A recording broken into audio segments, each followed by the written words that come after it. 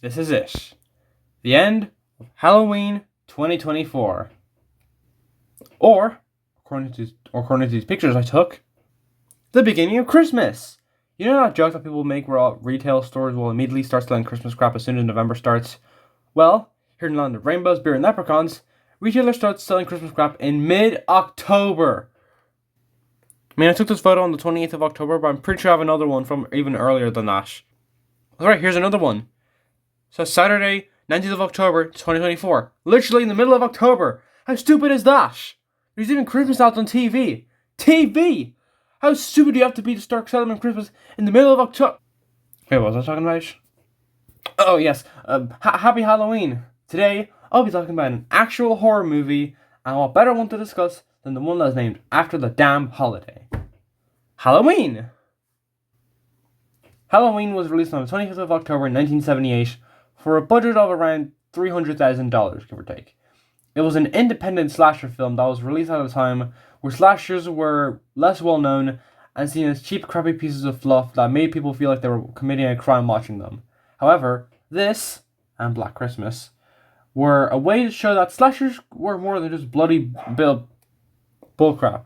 They could be artistic, ethereal, atmospheric, and, above all else, scary. They were massively successful, and Halloween is obviously the most popular of these early slashers. However, enough of this intro.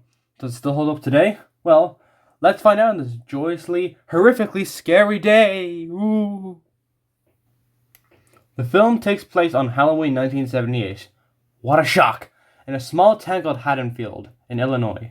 A high school teenage girl named Laurie Strode, played by Jamie Lee Curtis, who is babysitting a kid named Tommy Doyle. Her friend Annie Brackett, played by Nancy Loomis / Keys, her name is kind of confusing, is babysitting Lizzie Wallace, and her other friend Linda, played by PJ Souls, is out with her boyfriend Bob. However, a serial killer named Michael Myers, played by Nick Castle, is out and about, going on a killing spree around Haddonfield.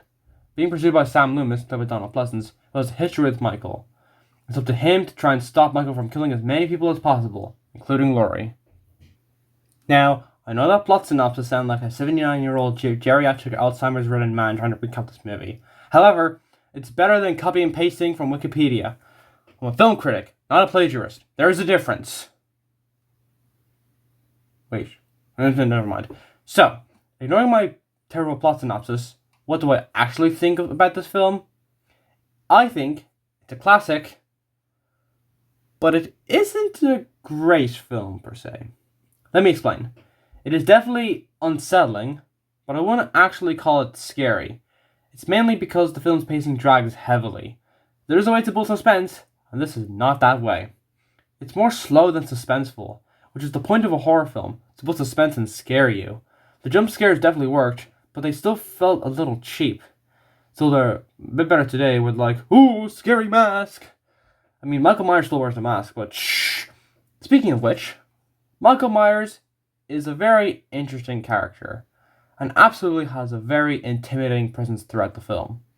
It's like he's this unstoppable monster who knows that no one can stop him, so he decides to be a little about it. There are scenes in this film where it looks like he's legitimately mocking Laurie and Loomis. Despite this, he's still very spooky, or spoopy, depending on if you've read the title. For me, however, the standouts are Loomis and Laurie. They are both characters that have become affected by Michael in very different ways. Loomis was only exposed to Michael psychologically, whereas Laurie was affected by him physically.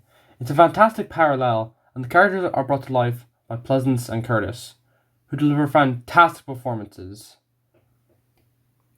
Another interesting aspect of this film is the music, because there's both a pro and a con to it. The pro is that the music is fantastic. It was composed by John Carpenter, who also directed and co-wrote the film, and his score delivers on the creepy tone amazingly. Con is that it's played throughout the entire damn movie. Not different tracks throughout, like a normal soundtrack. I mean the same 4 to 5 tracks throughout the entire damn film. It gets pretty repetitive, and it makes it a lot harder to like Carpenter's score.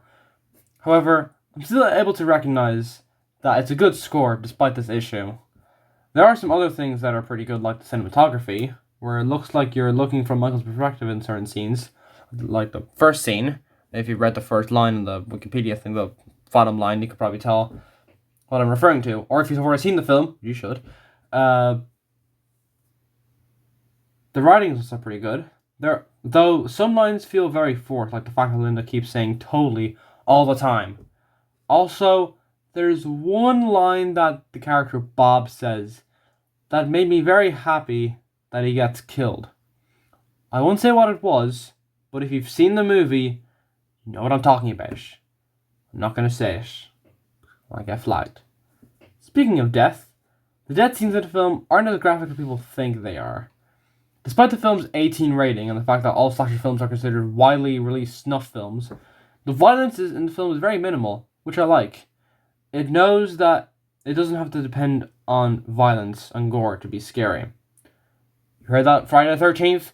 You don't need blood to be scary. In fact, a lot of early slashers are like this. Black Christmas, New Year's Evil, Tourist Trap, etc., etc.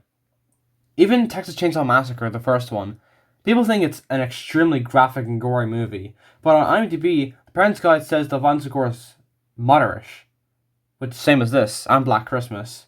So, just that people look at something and then immediately assume that something's wrong with it. Now, where have I heard that before? Anyways, that's all I really have to say about it. About Halloween of Texas Chainsaw. Obviously, that's still 18. But, bottom line, this is a really good film. But it isn't great, as I said at the beginning. The pacing is slow, as my brain is in maths class. Some of the writing is forced and downright creepy at times. Some scenes featuring nudity are weird and unneeded, and the acting of Peas and Soul feels a bit off. However, the unsettling tone works. John Carpenter's score is really good, even if it's a bit overplayed in the film a ton. Pleasance and Curtis's performance are excellent, and the direction is good. It's not a great film, as I said, but it's definitely a classic that every horror fan, even just film fan, should absolutely watch. 7.5 out of 10. Now I know this review is a bit short, but I really don't have that much to say about this film that no one else has already said. Most people say it's a fantastic film, but I just think it's good. Oh, you're still here? You expected a big plot like I usually do for these big episodes? Well, guess what? I'm not doing that. I actually want to focus on the damn thing I want to focus on, not drag out a joke for 20 minutes and expect people to care. I'm not a film YouTuber. So I hope you enjoy Halloween, or maybe you already have by the time I post this. And remember, if you play with fireworks, you go to hell before you die. Couldn't have said it better myself. Happy Halloween!